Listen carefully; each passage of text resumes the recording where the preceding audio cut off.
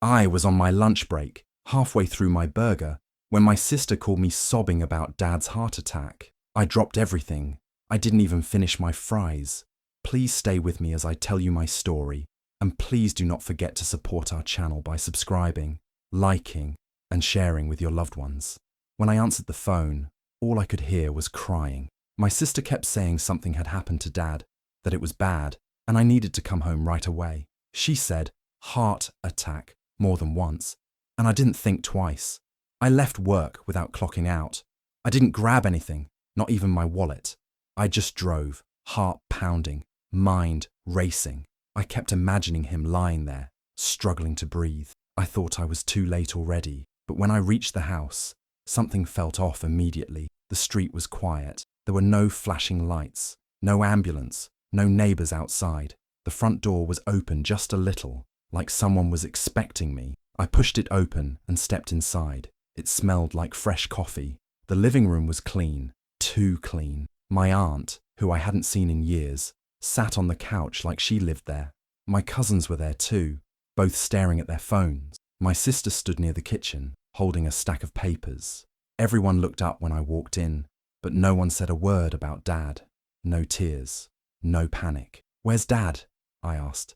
My sister gave me a strange look. "He's resting," she said. "We need to talk." I didn't understand.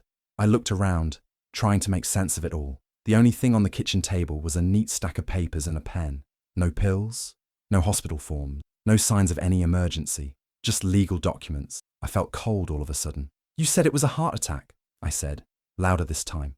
"He's fine," she replied quickly. "But there's something important we need to go over. Dad wants you to sign a few things." I didn't sit down. I didn't take the pen. I just stared at her, realizing that nothing about this was what it seemed. I stood there, unsure of what to say. My eyes moved around the room, taking in the faces. My aunt was sitting comfortably like she'd never left, legs crossed, sipping from a mug. She hadn't visited in over a decade. We barely spoke even at funerals. My two cousins were there too. One was flipping through a magazine like this was just another lazy afternoon. The other looked at me, then looked away. I kept waiting for someone to explain, to at least mention why they were all here. Nobody did. My sister stayed quiet, arms folded. I asked again where Dad was. This time my aunt waved her hand and said, "He's around, don't worry," like I had just asked about the weather. The more I looked at them, the more off everything felt. They weren't acting normal, not for people who were supposedly worried about a man having a heart attack. Nobody looked stressed. Nobody was talking in hushed voices. They were too calm. It was like they were playing a part they'd rehearsed. My cousin finally spoke, cracking a joke about how I looked like I had just seen a ghost. I didn't laugh. I didn't even smile. I just asked, again, if someone could explain what was going on. My sister told me to calm down and that Dad would be out in a minute. Her tone was flat, like she was tired of pretending. I didn't sit. I stayed near the door. Something in my chest was heavy, not from fear, but from confusion and anger mixing together. I felt like I had been dragged into a play where everyone knew their lines except me. Then I heard footsteps. We all turned as Dad walked slowly out of his room, dressed in his usual sweater and jeans. He wasn't pale or sweating. He didn't look weak. He looked fine. Tired maybe, but not sick. His face was blank. He didn't smile when he saw me. He didn't say a word. He just nodded once, then sat down in the armchair without meeting my eyes. I didn't know what was going on, but I knew this wasn't about his health. Something else was happening, something that involved all of them. And now, me. I felt like I had stepped into someone else's lie and was expected to play along. My sister walked into the kitchen and came back holding a manila envelope. She set it down on the table like it was nothing important, then gave me a small smile. "Dad just wants to make things easier," she said. "It's all basic stuff. You should read it." I didn't move. I looked at the envelope but didn't touch it. My gut told me something was wrong, and I wasn't in the mood for any surprises. Everyone in the room suddenly got quiet, like they were waiting for me to just do what they expected. She opened the envelope herself and pulled out a thick stack of papers. "These are just some updates to the trust, some property stuff, and your part in it," she said casually, flipping through them. "Oh, and power of attorney too. Nothing complicated." I asked what exactly it meant. Her answer didn't make things clearer. "It's just about being fair," she said. avoiding my eyes. Dad trusts you, but he also wants to make sure things go smoothly if anything ever happens. I still didn't reach for the papers. Then came the guilt. She sighed and said, "You know, you've always had one foot out the door. You live far away. You barely call. We're the ones who are here helping him. You think this is easy for us?" I kept quiet, but I could feel everyone watching. My aunt nodded like she agreed. My cousins just sat there, quiet but present, like backup in case I said no. "You think we'd do something to hurt you?" my sister said. "This is about the family, about making sure we all have what we need." I asked if Dad had actually said any of this. She didn't answer right away. She just handed me a pen and said, "He trusts us, and you should too." My father didn't speak. He sat still, eyes on the floor like he wasn't even part of the conversation. Everything felt like a setup. There was no reason to rush this. No emergency, just pressure, and the kind that hides under kind words. I stared at the stack of papers again. I didn't know what every word meant, but I knew one thing. They didn't expect me to read them. They expected me to sign them without asking questions. That's when I understood. They had planned this, every part of it, and they didn't think I'd see it coming. I looked at my sister again, and suddenly, her smile felt familiar, too familiar. It wasn't new. I'd seen it before, just never paid enough attention to understand what it really meant. After Mum died, things changed. Not all at once, but slowly, like water dripping onto stone. My sister took over most of the household stuff. She said she was just helping Dad. She paid bills, handled calls, organized appointments. I didn't question it at the time. It made sense, since she lived nearby. I thought she was just being helpful, but there were little things. When I'd visit, she always said something about how tired she was from taking care of everything. When I asked to see how things were going, bank stuff, bills, she'd brush it off. "It's fine. I've got it handled," she'd say, always with that same calm voice. I trusted her, even when part of me wondered if I should ask more questions. There were also changes to the house. New furniture, expensive stuff. She claimed Dad wanted it, but I never actually heard that from her. A new car appeared in the driveway one year. She said it was hers, but Dad's name was on the insurance documents. I noticed it, mentioned it once, and she laughed like I was being paranoid. Now I was sitting here, watching her hand me papers, with a face that told me she wasn't just trying to help anymore. She looked satisfied, like a person who had waited for something and was finally getting it. Her smile didn't reach her eyes. It was tight, quiet, and full of something I couldn't quite name at first, until I realized it was control. She was in charge now, and she wanted me to know it. The way she spoke now, slow, clear, almost sweet, wasn't how she used to talk to me. This wasn't sisterly. It was professional, like a businesswoman wrapping up a deal she had already closed. It wasn't just the paperwork or her voice that made it clear. It was her posture, her calm. She wasn't nervous about me saying no. She didn't expect me to ask questions. She believed I'd fall into place, the same way I always had. And for the first time, I saw it clearly. This wasn't new. She'd been preparing for this, waiting, quietly pulling strings while pretending it was all for the good of the family. That smile of hers wasn't about kindness. It was victory. I stood up and asked if I could take the papers home to review. My sister gave me a quick look, then shook her head. "There's no need," she said. "We already have someone here to go over everything. He's a lawyer, a close friend of the family." That's when I noticed the man sitting in the corner chair. I hadn't seen him before, or maybe I just hadn't paid attention. He wore a cheap suit, too dark for the sunny room, and had a briefcase sitting next to him. He stood up and smiled politely, stepping forward with his hand out. "Good to meet you. I've been helping your sister and father organize some things, just making sure everything is in order." I didn't shake his hand. Instead, I asked for his name and firm. He mumbled something that sounded like a law office, but I couldn't catch it. He spoke quickly and moved on to telling me how common these kinds of documents were. "Just standard," he said, tapping the top page of the stack. "It's all very straightforward." I didn't trust him.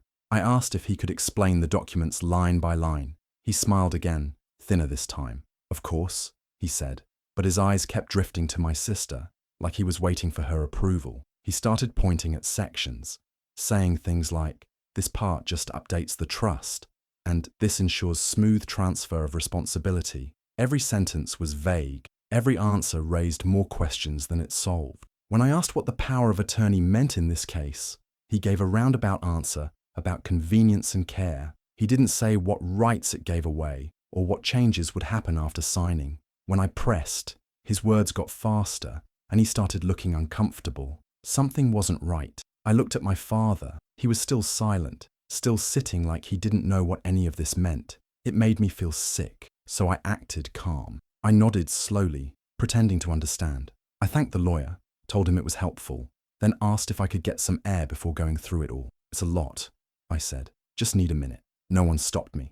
I picked up the papers and walked toward the front door. I paused near the window, pulled out my phone, and took clear pictures of every single page while pretending to look outside. I made sure to capture the fine print, the signatures, every line. I didn't take long.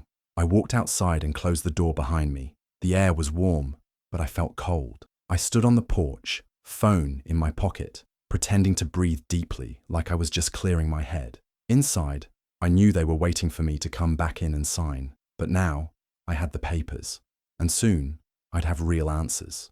I left their house that day without saying much. I told them I'd think about it, but I already knew I wasn't signing anything. I drove home, mind racing the entire time. I didn't sleep that night. I kept going over everything in my head. The papers, my sister's strange behavior, that lawyer's fake smile. Something was very wrong. The next morning, I called someone I trusted, a lawyer I'd worked with once years ago during a job dispute. She was sharp and didn't play games. I told her everything. She asked me to send over the pictures I took of the documents. I emailed them right away. She called me back just a few hours later. Her tone was serious. "These papers are a mess," she said. "They're filled with vague wording, missing details, and parts that clearly pressure you into signing. Some of the pages are even backdated. That's not just shady, it could be illegal." I felt a rush of anger and something else. I wasn't just being left out. I was being pushed out on purpose. She pointed out a section near the bottom of one document. It was written in small print, hidden between larger, more official-looking parts. It basically said that if I signed, I was agreeing to give up any future rights to challenge the trust or the financial choices made by my sister. In short, I'd be giving her control, and I wouldn't be allowed to question it later. I asked her if she could look into more. She agreed and said she'd start by pulling any recent public filings related to the trust or family property. I gave her what I knew: names, old addresses, anything I thought might help. A few days later, she called again. Her voice was even more serious now. "She's been moving money," she said, quietly, for years. Small amounts at first, through what looks like fake invoices for services never done. Cleaning, repairs, gardening, stuff that would look normal if you didn't pay attention. My heart sank. "Some of the payments are going to companies that don't really exist," she continued. "They have names, business numbers, even websites. But they're shells. On paper, they look real, but they lead back to one bank account, your sister's." I couldn't believe it at first. Then I remembered the little changes I'd seen, the new car, the house updates, the way she always made sure no one else got involved in the finances. I waited a few days before going back to see my father. I wanted to calm down first. I needed to speak to him without anger in my voice. When I arrived, my sister wasn't there. The house felt quieter. I found him sitting alone on the porch, wrapped in an old sweater, staring out at the trees like he wasn't really seeing them. I sat next to him. For a few minutes, we didn't talk. I just watched the wind move through the branches. Finally, I asked him if he knew what the papers were. He nodded slowly. "I signed them," he said. "Your sister brought them in. She said it was all to make things easier." I asked if he read them. He hesitated. "Not really." She explained it, said it was normal. She told me she'd take care of everything. I could feel something break inside me. Not because he'd signed the papers, but because he had done it blindly. He trusted her so much that he didn't even ask questions. He just believed she had everyone's best interest in mind. I told him I'd had the papers looked at. I told him what they really meant, that she was taking over, that she had already taken money, that she was setting it up so no one else could stop her. He didn't look surprised. "I didn't know all that," he said, voice quiet. "But I knew she was pushing things. I just didn't want to deal with it. I didn't want more arguments." He looked old, not just in years, but in spirit, like he had given up on fighting long ago. I remembered how strong he used to be. When Mum was alive, he was the one who made sure everyone had what they needed. Now he looked tired, like he didn't have anything left. "She told me you were too busy," he said, "that you wouldn't want the trouble." That hurt. I'd been distant, sure. I had my own life, my job, my place. But I never stopped caring. I just didn't think I had to worry about things being taken from under us. I told him I wasn't going to let this go. I didn't raise my voice. I just said it straight. She's crossed a line. It's not just money. She's rewriting everything that was supposed to be shared. He looked at me, for real this time. His eyes were tired, but I saw something else there too. Shame. I'm sorry, he said. I nodded. I know, but sorry wasn't enough. Not for what had been done. I wasn't going to let this be the end of it.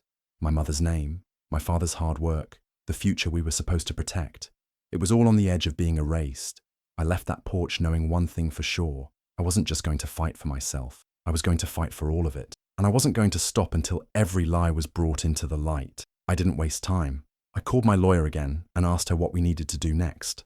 She suggested bringing in a forensic accountant, someone who could go deep into the numbers and find the truth, even the parts that were hidden. A few days later, I met the accountant. He was calm, quiet, and very focused. I gave him access to every document I had, including the ones my lawyer pulled from public record. He worked fast. Within a week, he found enough to take action. The proof was clear. My sister had been moving money in small amounts over several years. She created fake company names and made it look like they were doing work for the house or the trust. But those companies didn't really exist. The money all ended up in one place, her personal account. With everything in hand, my lawyer drafted a cease and desist letter. We sent it straight to her. When she got it, I was there. Her hands shook a little when she opened the envelope. She read the first few lines, then looked up at me like I'd done something wrong. "What is this?" she asked, her voice soft, eyes wide. "You think I'd steal from our family?" I didn't answer. I just stood there and let her speak. She tried to cry. She wiped her eyes and kept saying she didn't understand what was happening. She looked to our aunt for backup, but even she looked uncomfortable now. No one said a word in her defense. "I've done everything for this family," my sister said. "You don't know what I've sacrificed." But the truth was out. No more pretending. No more fake stories. My lawyer began the next steps for a full investigation. We were going to dig through every document, every transfer, every name on every invoice. Nothing would be hidden now. The family started to split. Some of them stayed quiet, not wanting to choose sides. Others were clearly angry, unsure who to believe. What once felt like a united family now felt like broken pieces on the floor. But I didn't care about who liked me or believed me. I had the truth, and I had the law on my side. My sister could lie all she wanted, but the numbers didn't lie. For the first time in a long while, I felt steady. I had been pulled into their trap, but now I was walking out of it, stronger and ready to fight. The courtroom was cold and quiet when we walked in. My sister sat across from me with her lawyer, avoiding my eyes. She looked different now, less confident, more nervous. Her usual calm face was gone. The judge entered and everything started quickly. My lawyer stood and presented all the facts. She spoke clearly and calmly, showing every piece of proof we had. Bank records, payment slips, emails, all laid out one by one. She explained how the money was moved, how the fake companies were created, and where the money ended up. It was all very clear. Then came the messages. We had found texts and emails between my sister and a friend of hers. In them, she bragged about taking charge and making sure I wouldn't get in the way. One message even said, "He'll sign. He always does." That was the one that hurt the most. Her lawyer tried to speak, tried to say it was a misunderstanding, but the judge didn't seem convinced. My lawyer pushed back hard, pointing out every lie, every missing detail, and every trick hidden in those documents. Then it was my father's turn to speak. He stood slowly, holding onto the rail for balance. For a moment, I was scared. He might forget everything, but he didn't. His voice was quiet but firm. "I didn't know what I was signing," he said. "I trusted my daughter. I thought she was doing what was best. I didn't know she was taking money. If I had known, I never would have allowed it." Everyone in the courtroom listened closely. My sister's face turned pale. When it was over, the judge gave his ruling. He said there was enough proof to remove her from control of the estate. Everything she had handled would now be reviewed. I would take over full responsibility. And then he added something else. An investigation into fraud would begin. Legal action. I sat there, still, trying to breathe. It was over. The lies were out in the open. She had tried to take everything, and now she was the one who had to answer for it. My sister didn't look at me as she left the courtroom. Her head was down. She didn't speak. I didn't either. It wasn't about winning. It was about the truth. And the truth had finally been heard. Months had passed. Everything was quieter now. The case was still going on, but the big fight was over. I decided to visit the old house one last time. When I walked through the door, it felt strange. The rooms were empty. Most of the furniture was gone. The air smelled like dust and old wood. I stood in the living room and looked around. This place had once been full of noise, memories, and warmth. Now it was just quiet. I walked from room to room, remembering birthdays, family dinners, and quiet evenings. All those small moments felt so far away now. The lies and greed had changed everything, but I wasn't angry anymore. I was just tired and ready to move on. I stepped into my old bedroom. The walls were still the same color. A few of my childhood books sat on a dusty shelf. I smiled, just a little. It didn't feel like home anymore, but it also didn't hurt the way I thought it would. I had faced the truth. I had stood up for myself, for my parents, and for what was right. That mattered more than any house or money. Betrayal takes more than things. It tries to erase what you thought was real, but I held on to what mattered, not out of hate, but out of respect for the past. I closed the front door behind me and locked it, maybe for the last time. I didn't know what would happen next, but I knew who I was again, and that was enough. Do you think I did the right thing by standing up to my sister and taking back control? Or should I have tried to forgive and rebuild the family? Let me know what you think in the comments. I'd really like to hear your thoughts. And if you enjoy true stories like this one, don't forget to subscribe, like, and hit the notification bell so you never miss the next chapter.